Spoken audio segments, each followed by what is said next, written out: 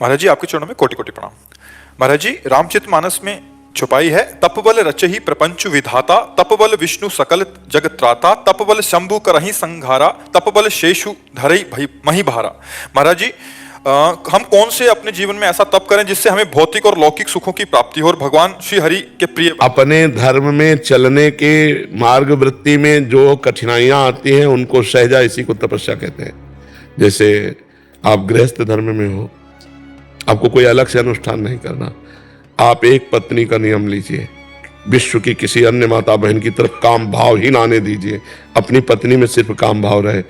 अधर्म का पैसा कभी स्वीकार मत कीजिए, अपने कार्य क्षेत्र में कभी बेईमानी मत कीजिए, अपने कार्य को भरपूर कीजिए और नाम जप कीजिए। इसमें जो विघ्न आएगा उसको सह जाइए, उसे तप कहते हैं। अपने धर्मानुष्ठान में स्वाभाविक जो कष्ट आता है उसी को सह जाना तपस्वी कहा जाता है।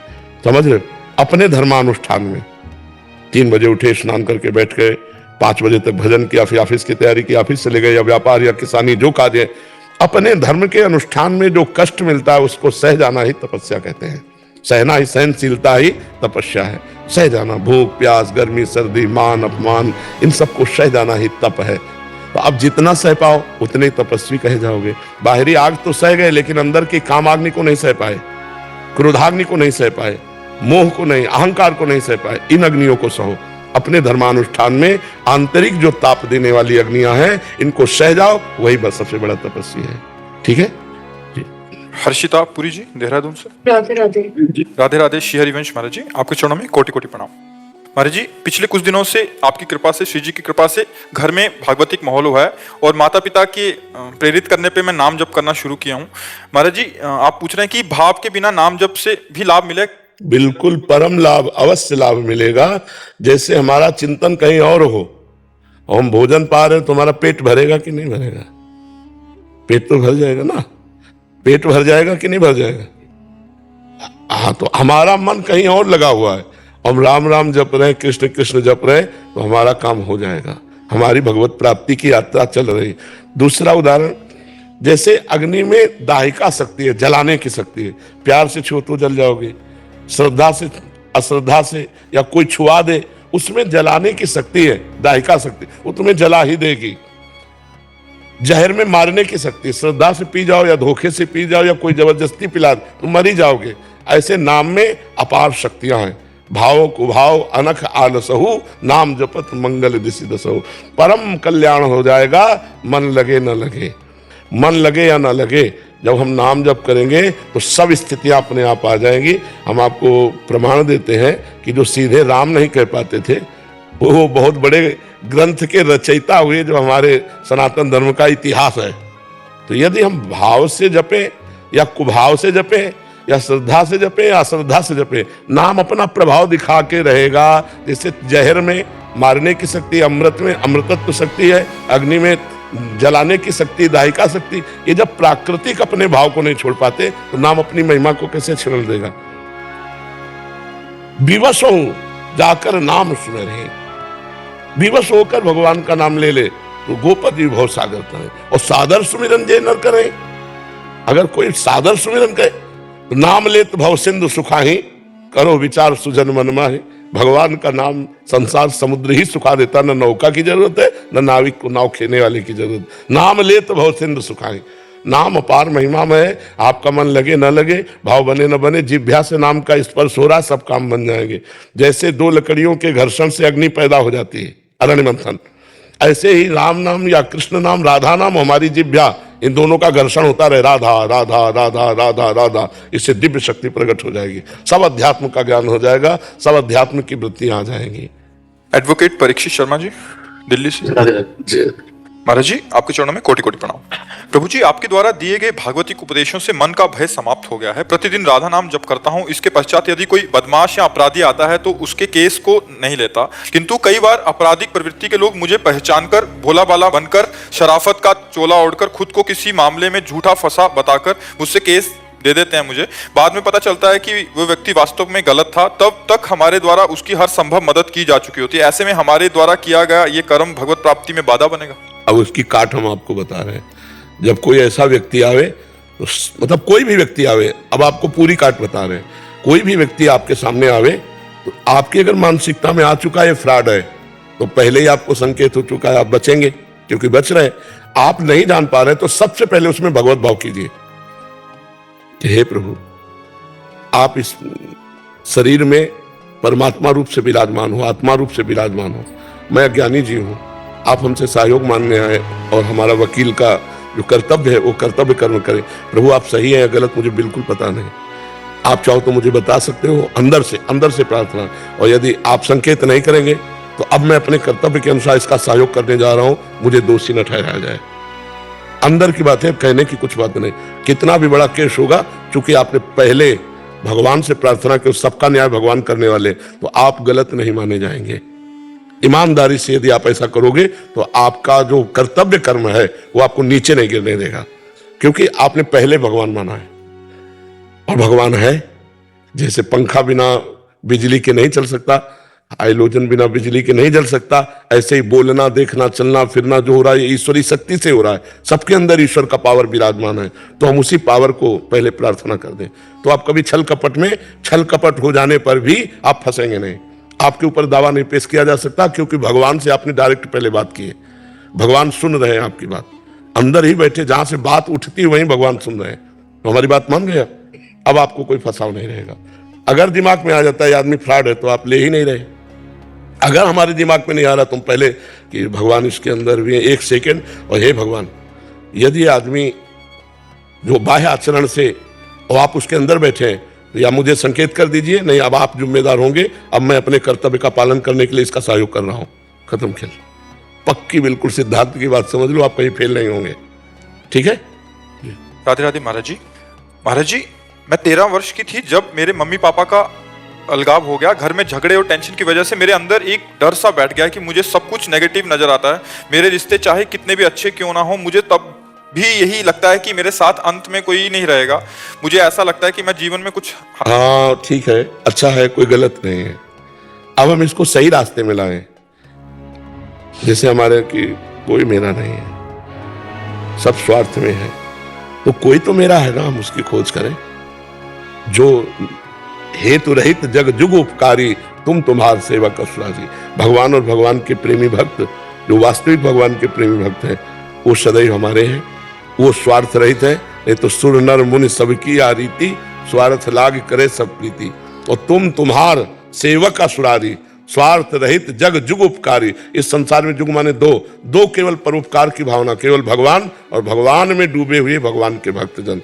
अगर ये बात दिमाग में बैठ जाए कि मेरा कोई नहीं, तो श्री कृष्ण मेरे हैं, फिर आप देखो चलते फिरते उठते बैठते आपको अनुभव में आने लगेगा कि श्री कृष्ण आपके आसपास है, श्री कृष्ण आप में है, आप श्री कृष्ण में है। बहुत बढ़िया स्थिति आ जाएगी। उसे निगेटिव में क्यों ले जाओ? कोई चीज आई है तो उसको हम सजा करके प्रयोग करें ना, उजाड़ के क्यों फेंक दे। अगर नकारात्मक सोच आई तो उसको हम सजा देते हैं। संसार में कोई मेरा नहीं, तो कोई तो है, वो प्रभु मेरे हैं। अगर प्रभु मेरे हैं तो जहां पर कृपा राम की हुई, ता पर कृपा करे सब कोई। फिर सब में प्रभु है तो सब प्यारे हैं, सब लाडले हैं, बहुत आनंद आ जाएगा। और नकारात्मक सोच ज्यादा बढ़ गई तो डिप्रेशन आ जाएगा। तो हम डिप्रेशन में क्यों पहुंचे, हम आनंद में पहुंचे ना। जब सब जगह से ठोकर लग जाए, कोई दरवाजा ना दिखाई दे, तो एक दरवाजा है भगवान का, जो गले लगाते हैं। और भगवान प्यार कर लिए तो सारा संसार प्यार करेगा। देखो ना, सुबह क्या होता है, रात्रि के 2 बजे होते हैं।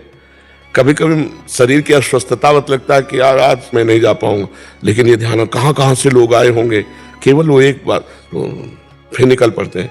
और जब देखते हैं सबके चेहरे प्रसन्न, सबके चेहरे आनंदित। ये जो सबका प्यार मिल रहा है, ये मेरे भगवान का प्यार मिल रहा है। इतने रूपों में मेरे भगवान आकर मुझे प्यार दे रहे हैं, क्योंकि जिंदगी में किसी प्यार को स्वीकार नहीं किया, न माँ के प्यार को, न पिता के, न भाई को, न संसार के, न किसी सुख को, जिंदगी में नहीं।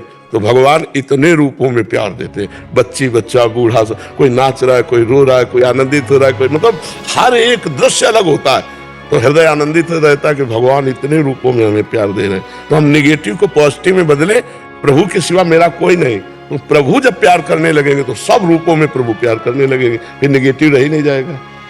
हर परिस्थिति में भगवान का प्यार नजर आता है। अगर हम भगवान से जुड़े हैं तो हम कह रहे हैं कदम कदम पे भगवान का प्यार दिखाई देता है, दुलार दिखाई देता है। हम भगवान से प्यार करें तो सारे जगत से प्यार मिलेगा, और जगत से प्यार करें, भगवान से विमुख हो जाए तो कहीं प्यार नहीं मिलेगा। पक्का समझ लो जी। केदार पांड्या जी, बड़ोदरा से। जी राधे राधे महाराज जी। महाराज जी, मुझे कुछ लाइफस्टाइल से जुड़े स्वास्थ्य समस्याओं का सामना करना पड़ रहा है। मुझे ये पता है कि सही जीवन शैली, सही नियमित व्यायाम, उचित आहार अपनाने से मैं इन समस्याओं को ठीक कर सकता हूँ। फिर भी मैं अक्सर अपनी इच्छाओं के कारण भटक जाता हूँ। महाराज जी, इनका कहने का मतलब इच्छाओं से भटक जाते हैं कि महाराज जी कोई आध्यात्मिक विशेष साधना या अभ्यास या मंत्र या ध्यान प्रक्रिया बता सकते हैं जिससे मैं भटकूं ना, और जो एक संयमित दिनचर्या। कै बजे उठते हो सो के? 7 बजे। 4 बजे उठो। पहली बात मानो, 4 बजे उठ करके और आधा लीटर जल हल्का सा गर्म करके, और वज्रासन में बैठना जानते हो? वज्रासन में बैठ के 10 मिनट में पियो, थोड़ा धीरे धीरे, और फिर 10 मिनट टहलो, शौच जाओ, स्नान करो, स्नान करने के बाद 20 मिनट व्यायाम करो, फिर 2-3 किलोमीटर चलो या दौड़ो जितनी तुम्हारी सामर्थ्य हो, राधा नाम जपते हुए व्यायाम और दौड़ और चलना। फिर इसके बाद जो आपकी दिनचर्या सांसारिक हो, हम पूजा की एक भी बात नहीं कह रहे, अपनी सांसारिक दिनचर्या करो, और जब आपको समय मिले तो सत्संग सुनो और गीता जी ले लो, श्रीमद् भगवत गीता जी, और टीका की हुई है पूज्य श्री स्वामी राम सुखदास जी महाराज, बहुत जोर की टीका है, मतलब बहुत जोर की है, सरल से सरल भाषा में स्वामी जी ने इतनी बड़ी कृपा की कि ग्रामीण आदमी भी गीता को समझ सकता है। तो थोड़ी देर गीता पढ़ो, और इसके बाद जो कार्य करो उस कार्य में करते राधा राधा राधा राधा, और जो कार्य करो भगवान को समर्पित कर दो। 1-1 घंटा या 5 घंटा या 12 घंटा, जैसा तुम्हारा अभ्यास बन पावे। 1-1 घंटा में कि ये जो 1 घंटे में हमने कार्य किया, जितना नाम जप किया, वो सब हम हे प्रभु आपके चरणों में समर्पित करते हैं। अभी आप देखो रंग आने लगेगा। शुरू तो करो, और पराई माता बहनों की तरफ गंदी दृष्टि मत करो, बेविचार न करो। अगर ब्याह हो गया हो तो एक सीमा में रहो, अपने घर में अपनी भावना। कोई नशा न करो। नशा करते हो? कोई नशा मत करो, अभी जीवन आनंदमय हो जाएगा। समझ पाए? मंत्र भी मिल गया और रास्ता भी मिल गया। राधा नाम पराविद्या है, जो स्वयं भगवान श्री कृष्णचंद्र जी रटते रहते हैं। राधा हरि रसना राधा राधा रट, जपत हरि विवस्तव नाम प्रतिपद विमल, मनसि तव ध्यान ते निमिष नहीं तरिवो। राधा राधा राधा, ऐसे श्री जी श्याम श्याम श्याम, कृष्ण कृष्ण रटती रहती है। तो इसलिए नाम जप करो, कर्तव्य का पाओ। 4 बजे उठ जाओ ब्रह्म मुहूर्त में। कै बजे सोते हो? नहीं, गलत टाइम है। 10 बजे तक सो, तब 4 बजे उठोगे। 10, 11, 12, 1, 2, 3, 4, 6 घंटा पूरे सोने को मिल गया। तो 10 बजे से 12 बजे के बीच में क्या करते हो? अच्छा, आप कोई कार्य करते हो तो दोपहर में फिर आपको समय मिल जाएगा, तो आप दिन में सो लीजिए थोड़ा। पर ये 4 बजे वाला समय व्यायाम, अपनी दिनचर्या, नाम जप करते हुए, और फिर दिन में 12 बजे सो लीजिए। क्योंकि अगर आप 12 बजे रात्रि करते हैं तो शाम टाइम नौकरी होगी आपकी। हाँ, तो ठीक है, आप दिन में थोड़ा आराम कर लीजिए।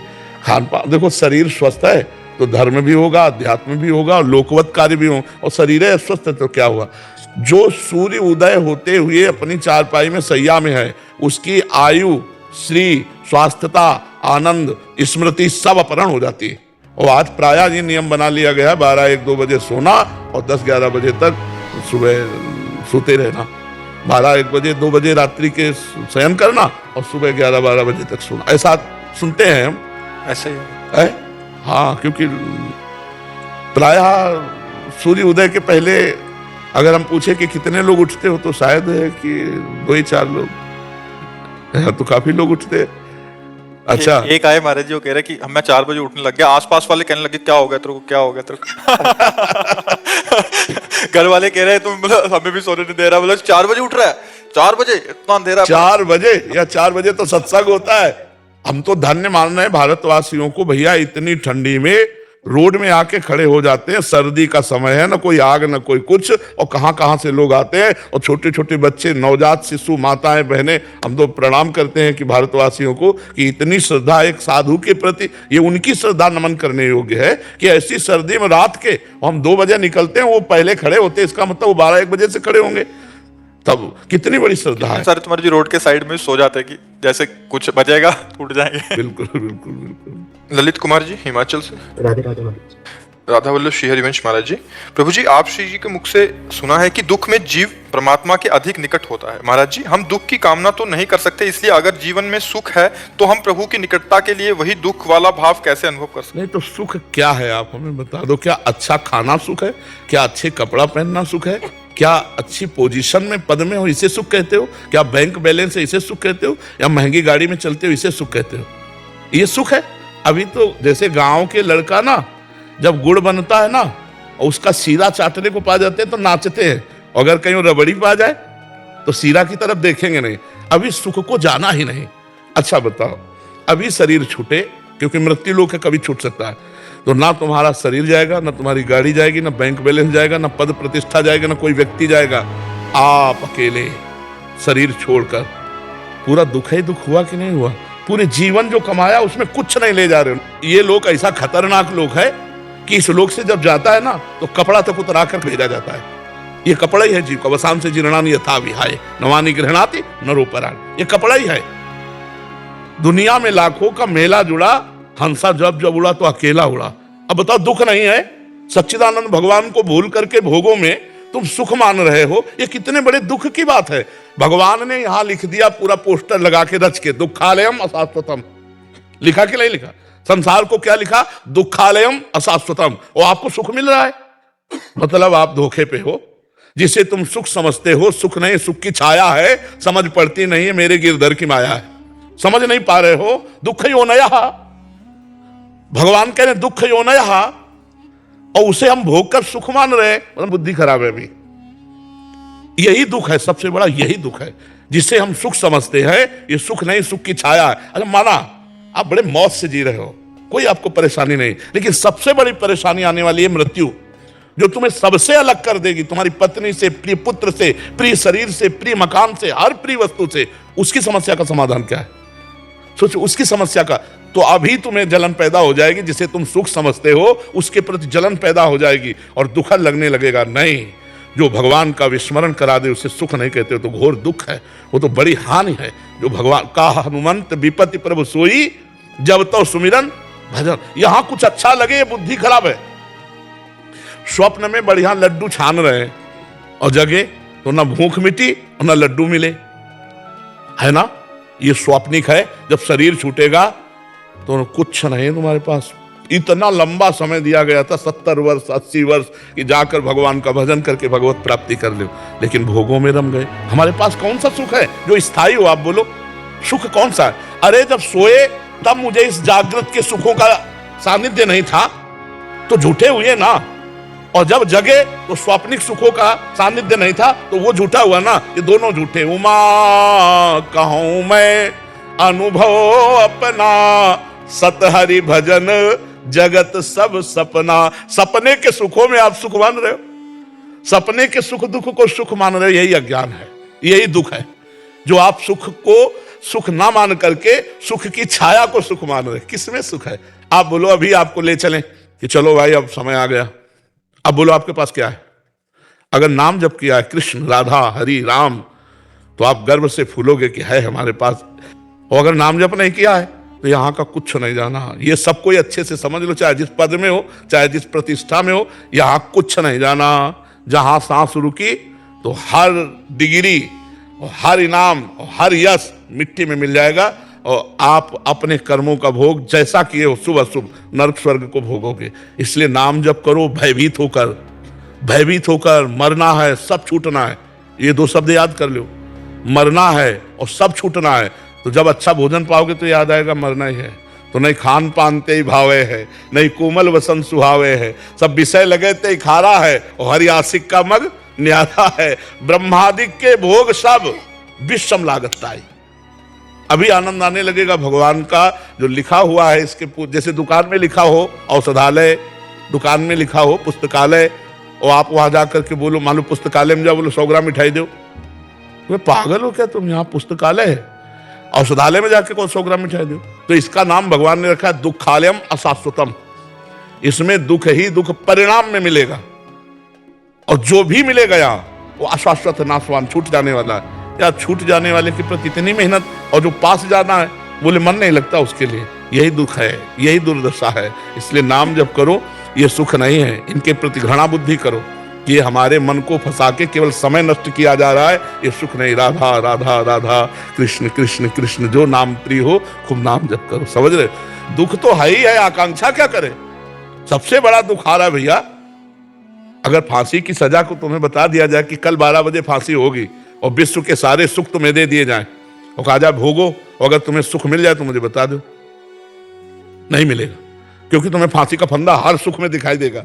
क्या खाऊं, मरना है कल, क्या भोगूं, कल मरना है।